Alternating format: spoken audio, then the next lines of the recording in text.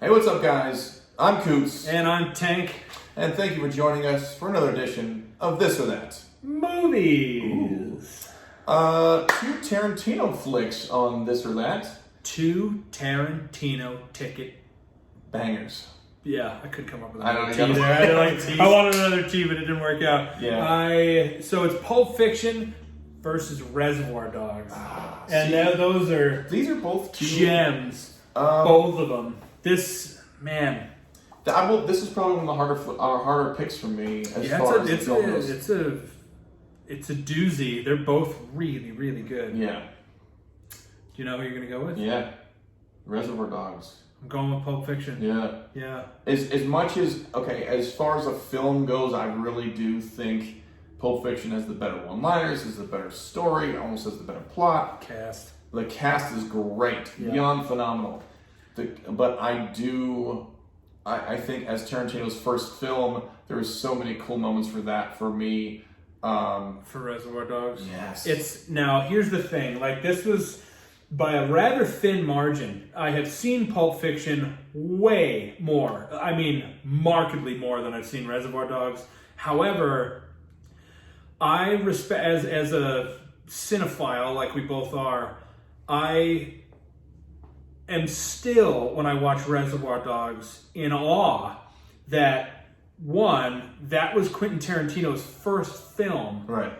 And second, the whole damn thing was shot in one warehouse and the road right outside of the warehouse. It's amazing to me. And you realize it when somebody brings it up to you, but it's very well known for being shot all in this one warehouse that they rented out for a week. Yeah. It wasn't like this, most movie productions have multiple months of shooting schedules and call sheets and low-end few times, weeks to a month or 90 days or this whatever. dude took a handheld camera, set up his thing, and did it. Maybe it wasn't handheld, but took a camera and was let's use this. Yeah. And you don't know any of the characters' names. It's Right. it's one of the most impressive results of an artistic expression of a film I've ever seen. So that's what makes it so difficult. But the cast, the plot, the writing, and the scenes, and the lines, and the performances of Pulp Fiction, it's got to give it the edge. But I actually, when I made this, I was well, Pulp Fiction, obviously. And then I actually started to break it down and think about it. I was this is a lot more difficult than I thought it might be. Pulp Fiction is a fantastic movie, but Reservoir Dogs is arguably a better film,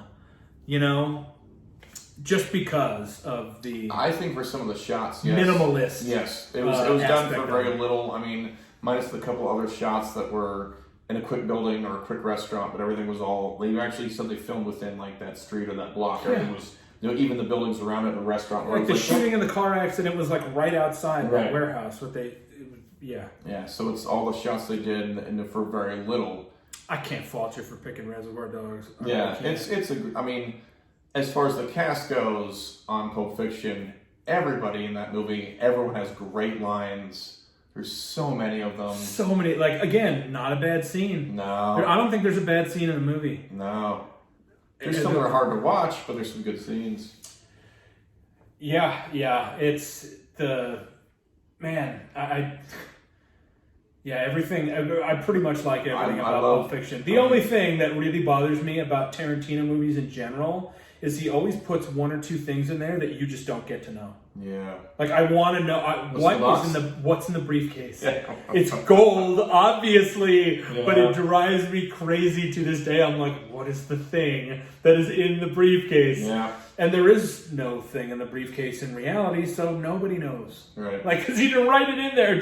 I want... and Tarantino's just that kind of a quirky guy, He's here's 96% of the information. Yeah. And, and I'm oh. The other 4, you're going to have to think. Pretend. Wonder what the hell's in there. Yeah, Samuel L. Jackson, that whole scene, actually, in that apartment. Yeah.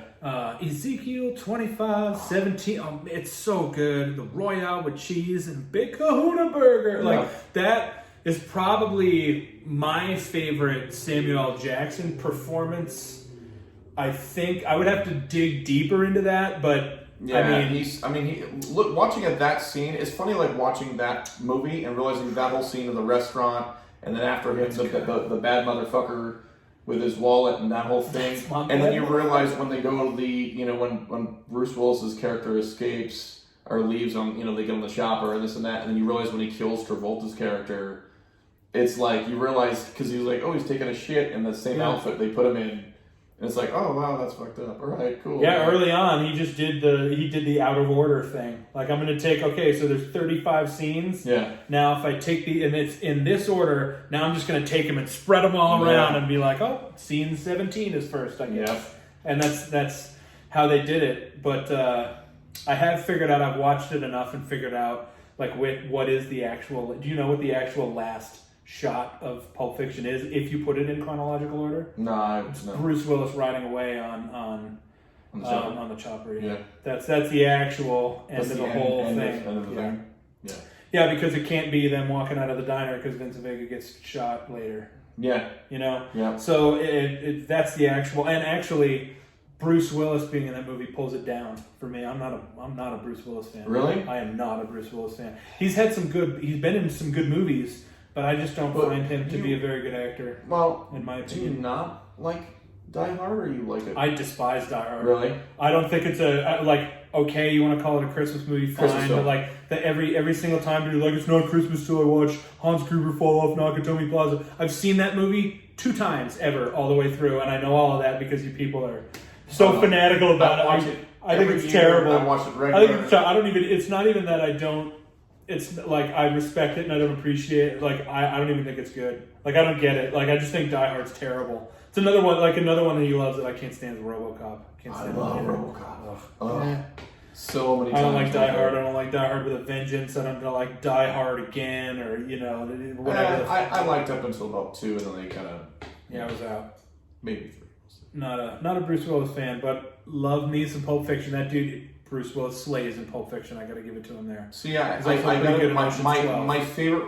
Actually, that's still not my favorite role of his, but I have one more that beat it, and only because it was Bruce Willis. What? Yeah, it was. And it's you ever see 4 Rooms? Oh yeah. See, 4 Rooms. Good. See, I like Tim Roth in that one. But it was Tim Roth. Well, and his character, he's the lead in that one. Yeah.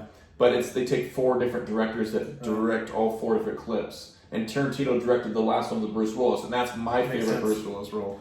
But yeah, it's Pulp Fiction for me by a closer margin than I expected. Actually, I got a lot of respect for Reservoir Dogs, but it's Pulp Fiction for me. Yeah.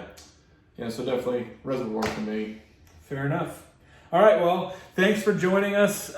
Make sure to like and share this video, and like and follow our Facebook page, Radio Rhapsody with Coots and Tank, and please subscribe to our YouTube channel, Radio Rhapsody with Coots and Tank. I'm Coots. And I'm Tank, and we'll see you next time, kids. Peace.